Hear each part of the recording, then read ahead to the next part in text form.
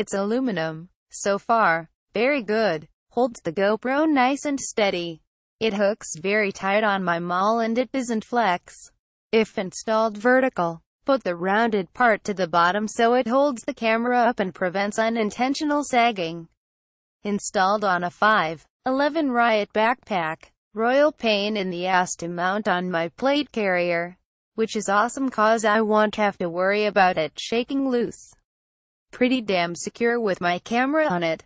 Simple item. I put this on my ruck strap and it holds my GoPro in place. I would recommend putting on your gear and then selecting where the item goes for best fit. Sturdy construction. I'm not afraid to have my gear hit it. The GoPro MOLLE clips and housing will give out way before this does. I hope they develop more products. Works perfectly. This mount is excellent. Feels like it's made of aluminum, but is most likely a very hard plastic.